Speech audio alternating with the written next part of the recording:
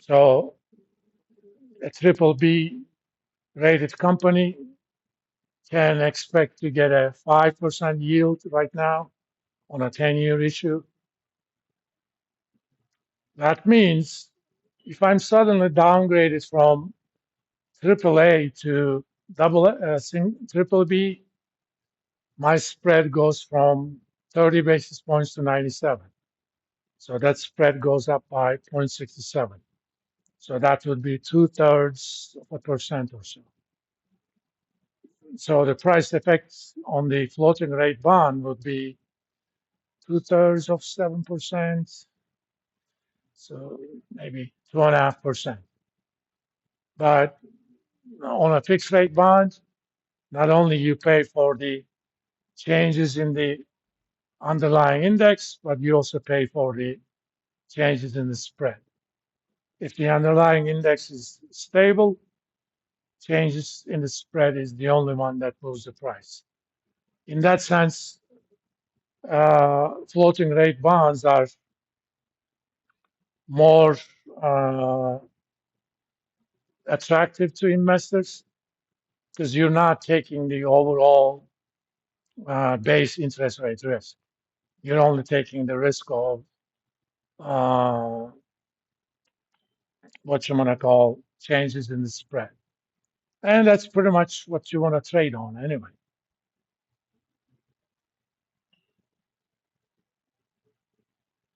Of course, you know, it's not that easy to go from AAA to triple B, except during financial crises. For example, before the crash in 2008, I think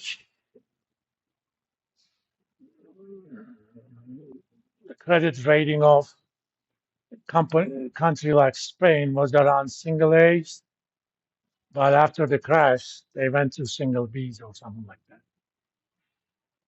And that made a big difference. There is, I mean, that's kind of a trade in,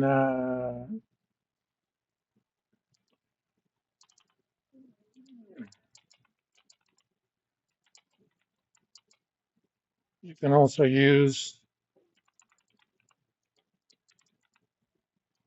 credit default swaps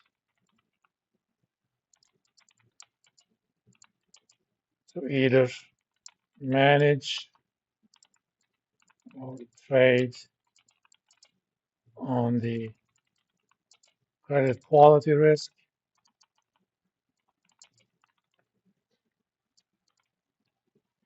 These were not that common before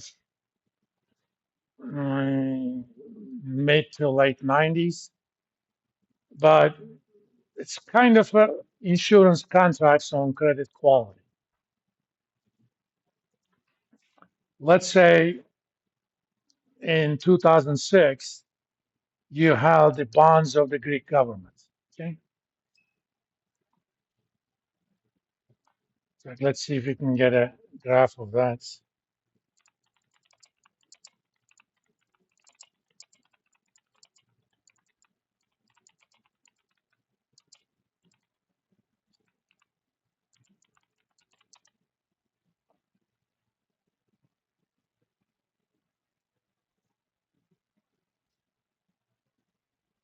Let's see, where's the charts?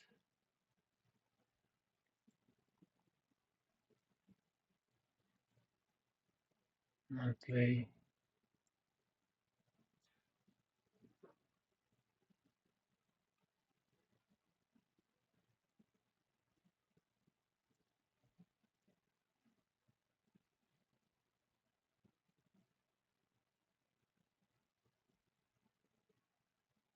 Let's see if I can go.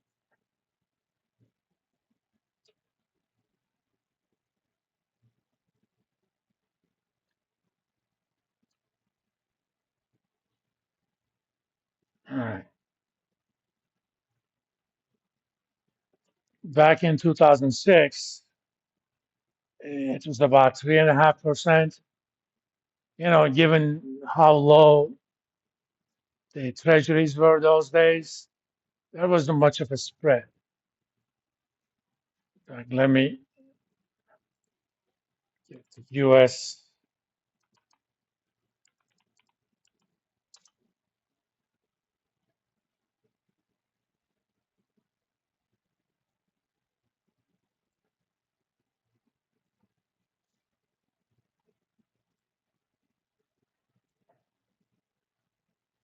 This is 2006, June, 473,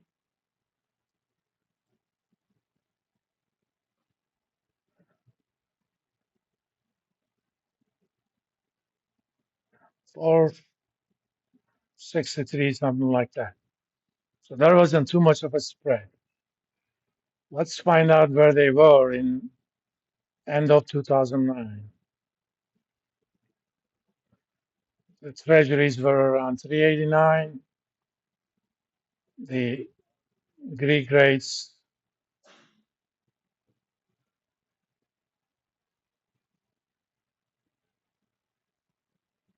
I mean, they went as high as 35% compared to US treasuries around 4% or so. Why? Because there was a big concern about whether or not Greek government was able to make their payments. Yeah, if you were holding those bonds, in this case, the underlying base actually went down. And if you look at the US treasuries,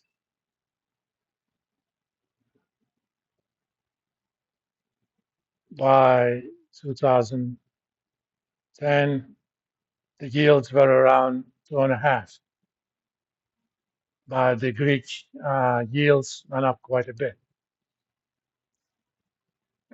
So it was that more than likely they were in C territory in terms of rating. C is short for crap. It's not, but in fact, anything below that is a D, which means it's either in default or very likely to be in default. Currently, the US, the Greece 10-year yields about 337. This is in euro terms. Maybe I should have looked at the euro. Actually, we can do that.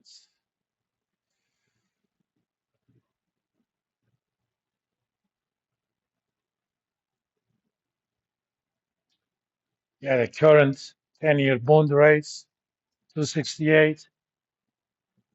So there is still quite a bit of a spread between the credit quality of Germany versus Greece, but it's not too much. Okay, so that's about what 60 basis points, and then we've seen that's close to single A or so. But if you're using credit default swaps to manage that risk, suppose I am going to buy the Greek bonds. As you may know, if you know anything about the history of conflicts between Greece and Turkey, you know that Turks don't like the Greeks too much. But money is money, right? But I'm also aware that Greek governments are pretty good at lying to people. In fact, the biggest reason they had issues in order to qualify to be in Euro, Greek government pretty much lied. Because to get into Euro, you have to satisfy certain convergence criteria. Your deficit GDP ratio should be around 3%, and your debt to GDP ratio, I don't remember the number, but somewhere below 90%. And initially, Greeks did not satisfy these criteria when the euro was first issued. They still had their drachma, and EU made a lot of aid to them, billions and billions of euros. And suddenly, within 3 years, Greeks qualified for it. They were in euro. In fact, they used all that money to give uh, very high retirement benefits to their pensioners and stuff. Why? Because old people are a lot more likely to vote, right? Just like in the US. Why do you think we can't touch Medicare and Social Security? Not that I'm a big advocate of doing that, but let's say I am a Republican and I want to touch those. I view those as entitlements. Why do you think no Republican administration ever brings something that touches Medicare and Social Security? Because then you're going to piss off a lot of old people that are actually a lot more likely to vote. I mean, given the low participation rates in US already, even the last two presidential elections were the highest two participation rates, and we barely broke 50% in both of them. The midterms are even worse, but most of that 50% comes from the older people. You guys don't vote